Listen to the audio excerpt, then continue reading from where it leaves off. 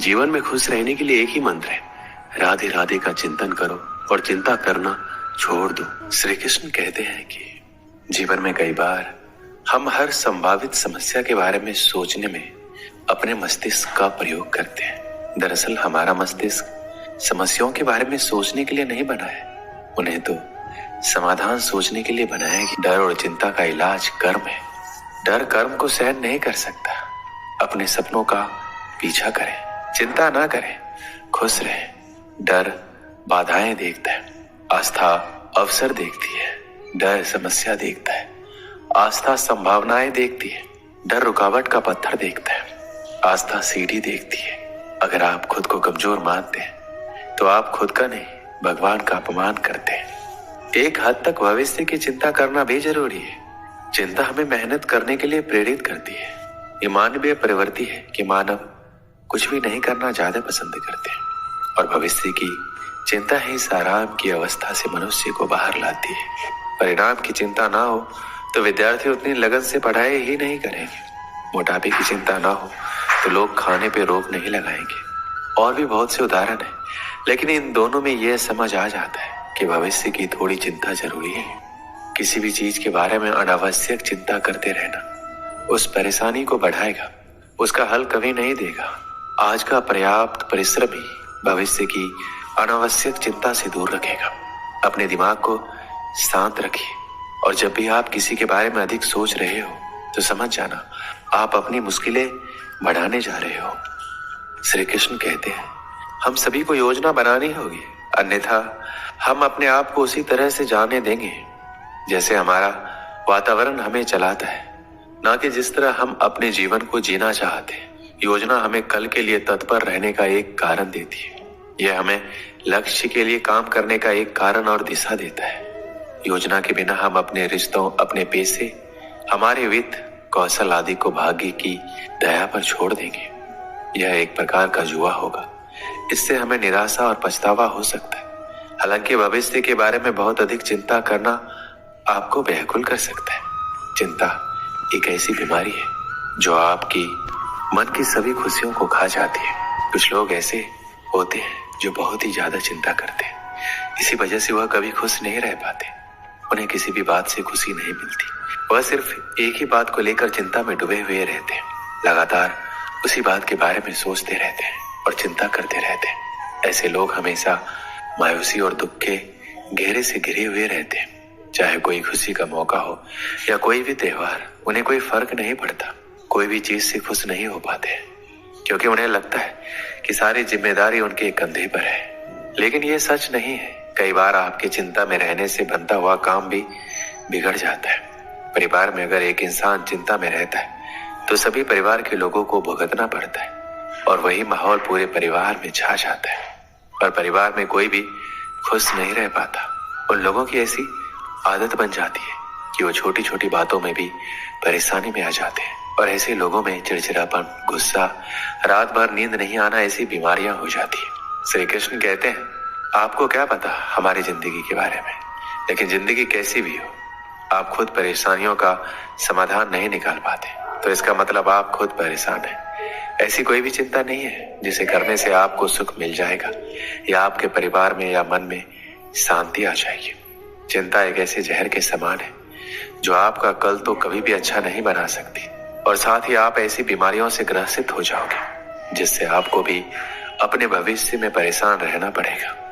चिंता और परेशानी को लेकर भागवत गीता में भगवान श्री कृष्ण कहते हैं मन का बेचैन होना उसका स्वभाव है।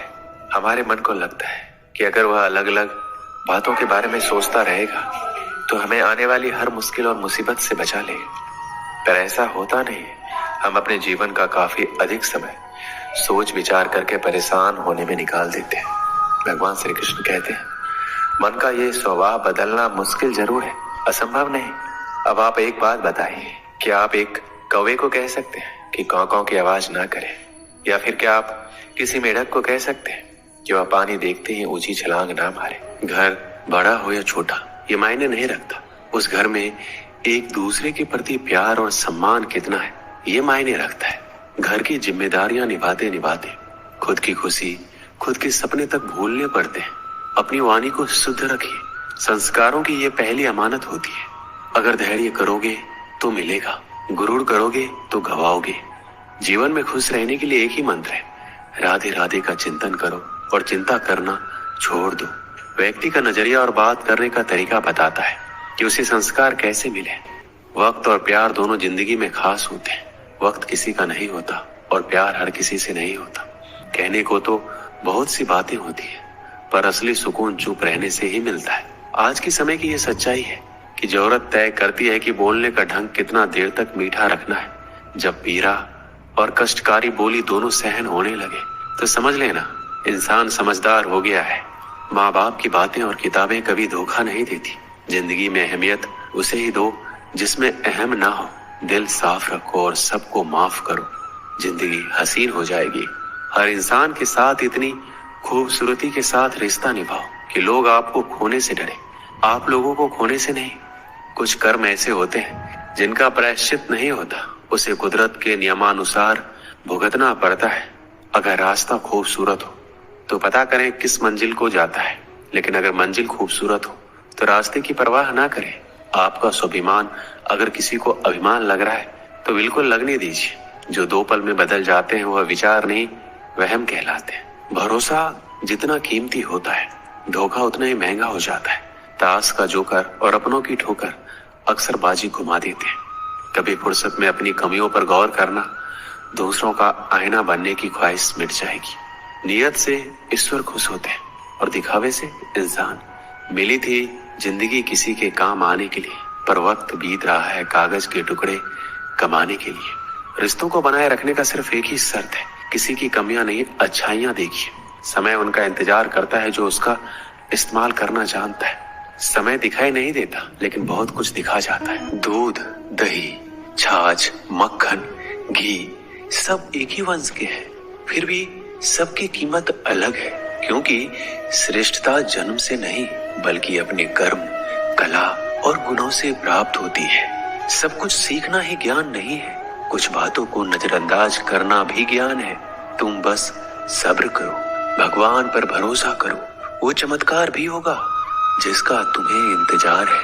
चिंता मत करो, एक दिन भगवान तुम्हें सारी खोई हुई मुस्कुराहटें लौटा देंगे और फिर तुम पहले की तरह मुस्कुराओगे। डर को अपना गला ना दबाने दें, अपने डर को बाहर निकालें, इसे नष्ट करें, इसे तोड़ें, अपने से दूर करें, छोड़ें और इसे जाने दें। डर की आंखों में आंखें डालकर देखें, इसे चुनौती दें और ये दूर चला जाएगा। अगर आप जरूरत से ज्यादा परेशानी मोल ले रहे हैं तो बेशक भविष्य की यह अतिरिक्त चिंता आपके लिए चिंता का विषय है। इससे बचने का सबसे आसान तरीका है आज का काम पूरी ईमानदारी से करें। विषय, मुद्दा या बात कुछ भी हो, बस ये देखिए आज आपके पास जो कुछ भी काम था करने को, उसके साथ आपने न्याय किया या नहीं। किसी भी चीज के बारे में अनावश्यक चिंता करते रहना उस परेशानी को बढ़ाएगा। दोस्तों, इस वीडियो में बस इतना ही। मिलते हैं अगली वीडियो में। अपना ख्याल रखिएगा। जय श्री कृष्ण।